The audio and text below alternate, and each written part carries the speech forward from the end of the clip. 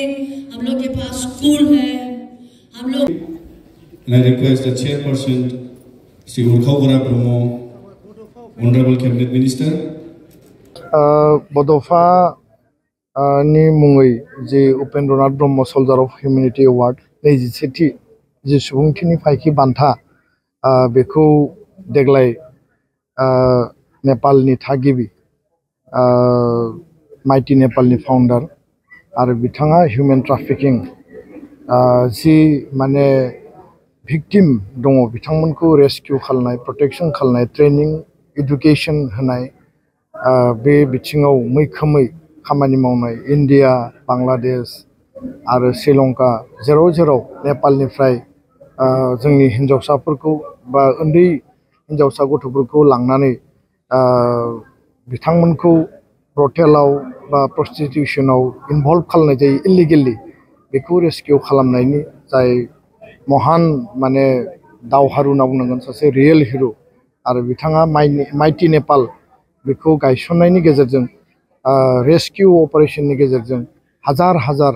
हिन्जावसाफोरनि जिउखौ रैखा खालामनो हादों आरो बेबायदि महान सासे आइजो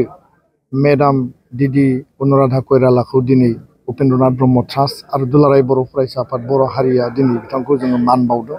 आरो जों थारैनो गोग्गानाय मोनदों जे सासे रियेल हिर' बिथांखौ जोङो दिनै उपेन्द्रनाथ ब्रह्मनि बे 27थि माने बान्थाखौ बावनो मोननानै आरो बे बाथ्राखौबो आङो स्पष्ट बुंगोन बे गिबि खेबनि थाखाय सासे इन्टारनेशनेल लेभेलनि सुबुंखौ जोङो बान्था बावदों खारन जोंनि जिखिनि एवार्ड डिफोर दङ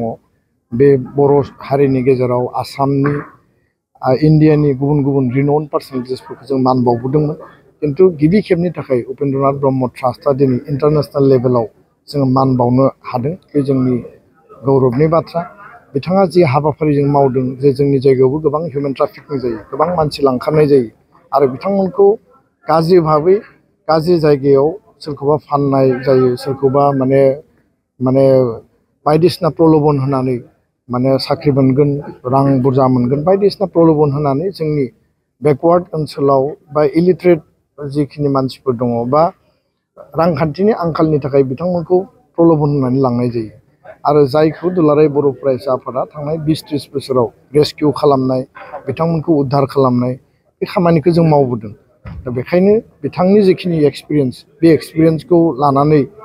जों खामानि मावगोन आरो बिथाङा जोंनियाव फैनो होननानै जोंनो खोथा होदों आरो बिथाङा जोंखौ काठमान्डुआव नेपालाव हांख्रायदों जे जों माबायदि खामानि मावदों माबायदि शेल्टार हम बानायदों बा एजुकेशन होदों ट्रेनिं होदों स्किल होदों आरो बिथांमोननो माने पुनर्जीबन माने गोदान जिउ मोनसे दानानै होफिनदों बिनि सायाव जोङो नायगिदिंहैगोन आरो इयुनाव बिथाङा ट्राफिकिंनि इस्युखौ लानानै हाबा मावनायाव गोख्रों मदद होलांगोन होननानै जोंनो खोथा होदों गोजोन्थों।